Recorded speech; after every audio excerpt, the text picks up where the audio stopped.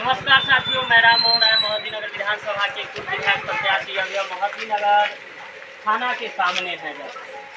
समस्या ये है कि ये जीविका दीदी है, ये सीएम के पद पे वर्क करते हैं और भी कई सारा जो भी अभी जो जीविका संगठन आप देख रहे हैं जो ग्राउंड में जो इतना बड़ा अच्छा संगठन बिहार में है, जो पूरे देश में इसका उदाहरण दिया जाता है। जो बिहार में एक जीविका संगठन है जो बहुत जब भी कोई ज़रूरी होता है तो ये लोग आगे बढ़कर, जब भी बिहार में आपदा आता है, विपदा आता है, इन लोगों को जो भी ड्यूटी दिया जाता है वो बहुत ही ईमानदारी से ये लोग करने का काम करते हैं। कम पैसे पर आज तक हम नहीं देखे हैं जो इतना कम पैसे पर इतना अच्छा से ये लोग काम जो कर रहे हैं। वास्तव में ये सराहनीय है इन लोगों का काम, और होना भी चाहिए। सभी लोगों को सपोर्ट करने की ज़रूरत है। आज इन लोगों के ऊपर परेशानी आ गया है, इन लोगों के साथ साजिश के तहत पैसा कम कर दिया गया है। एक तो पैसा कम के बावजूद भी ये लोग काम करते हैं, उसके बाद भी अब बोला इन लोगों को गया है जो संगठन में पहले से महिला जुड़ी हुई है उन्हीं लोग से पैसा लेकर आप लोग को भी लेना, ये एक बोला गया है। दूसरा, इन लोगों को जो 2200 कुछ रुपया इन लोगों को मिल रहा था उसमें से भी कम कर दिया गया है, ये भी है। साथ ही 10 सूत्रीय मांगों को लेकर ये लोग यहाँ है। देखिए ये मांग पत्र में है 10 सूत्रीय, थोड़ा आगे कीजिएगा। हमारी सभी 10 सूत्रीय मांगे हैं। सभी कैडर को जीविका की ओर से नियुक्ति पत्र एवं पहचान पत्र मिले, जो अभी तक ये लोग पिछले 5 साल 10 साल से लगातार काम कर रहे हैं, लेकिन इन लोगों के पास कोई सबूत या प्रूफ नहीं है कि ये जीविका के वर्कर हैं, काम करते हैं। क्या यही ना आप लोग, कोई पहचान नहीं है। इन लोगों को इतने सालों से काम कर रहे हैं इतना ईमानदारी से, जबकि कोरोना काल में भी देखा जाए आप लोग से काम लिया गया था। कोरोना काल में सबसे ज़्यादा हमको लग रहा है कि कोरोना काल में जीविका दीदी ही जो वर्क में थी, सीएम हो, कोई भी और भी जो पद है, जो हमारे गांव के समाज की बेटी हैं, बहू हैं, वही लोग इसमें वर्क करती है। एक कोऑर्डिनेट मिला के, कम्युनिकेशन मिला के समाज के महिलाओं को जोड़ने का काम करते हैं, अच्छा बात सिखाने का काम करते हैं। और इन लोगों के साथ 10 साल 5 साल काम कराने के बाद इन लोगों का कोई वैल्यू नहीं है। दूसरा मांग है हर चीज़ का काम इन लोगों को जो भी आता है दिया जाता है। मानदेय कंट्रीब्यूशन सिस्टम पर अविलंब रोक लगे। जो ये कंट्रीब्यूशन सिस्टम यही है, जो 10 रुपया लेना, यही ना कंट्रीब्यूशन सिस्टम है, जो समूह से लेना है। ये एकदम गलत है, ये कहीं से सही नहीं है।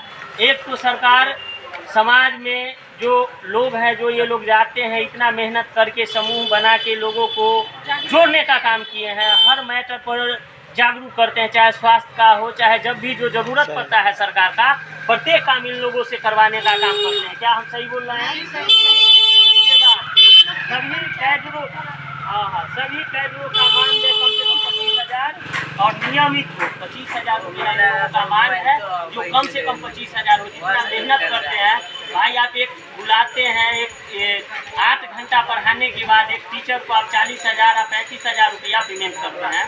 इन लोगों का जो काम होता है प्रत्येक काम इन लोगों से करवाते हैं आप लोग। अब बताइए, ये 25,000 मांग इनका एकदम जायज़ है, और इनके साथ हैं हम हर लड़ाई में, जहाँ भी रहेंगे, जब भी कहेंगे हम इनके साथ हैं। इनका मांग जायज़ है। दूसरा, चौथा है काम से हटाने की धमकी पर रोक लगे और धमकी देने वालों पर सख्त कानूनी कार्रवाई हो। बताइए, ये 10 साल से काम कर रहे हैं, ये 2 साल 3 साल कोई भी विभाग में लोग काम करने के बाद अपना, ये तो हम लोग का संवैधानिक अधिकार है कि हम जिसमें काम कर रहे हैं वहाँ से ही ना हम पैसा डिमांड करेंगे। ये गलत तो इनका कोई डिमांड है नहीं। तो जो लोग जहाँ जिस विभाग में काम कर रहे हैं, इन लोगों का डिमांड है, हम ये मांग कर रहे हैं, तो एकदम जायज़ है।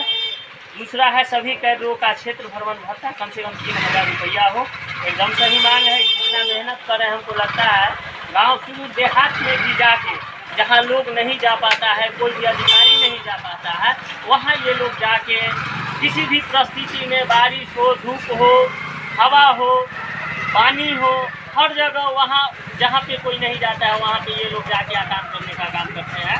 उनका मांग जायज़ है। महिला विकास निगम WDC के अस्तित्व को बरकरार रखते हुए HDE CEO का मानदेय वृद्धि हो।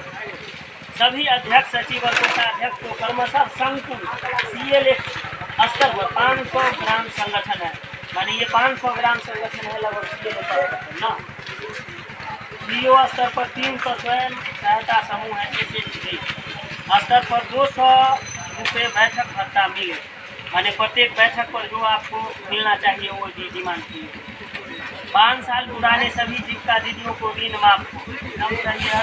परियोजना में 3 साल पूरा करने वाले कैडरों के लिए स्टाफ के रूप में पदोन्नति की व्यवस्था हो।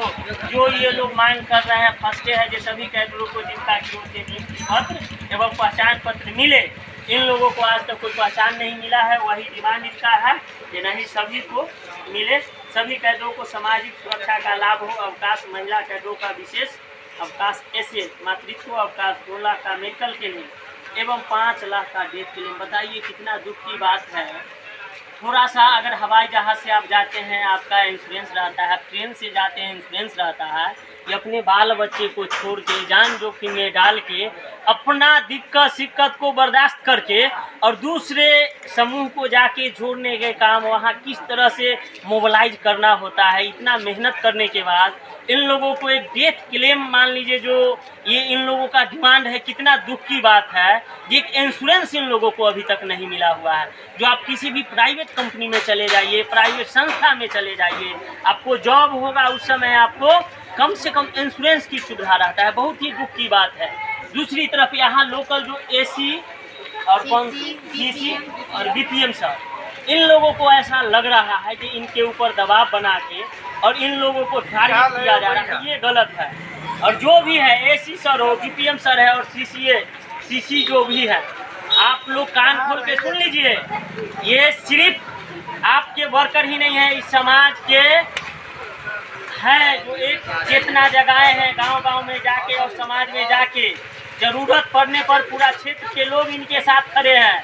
इनका मांग जायज है और आप डराने धमकाने का काम नहीं कीजिए और थाना प्रशासन का धमकी आप नहीं दीजिए। यहाँ डरने वाला लोग नहीं है। या आप लोग किसी को भी अपना हक, ये संवैधानिक अधिकार मिला है जो कोई भी अपना अधिकार का मांग कर सकता है।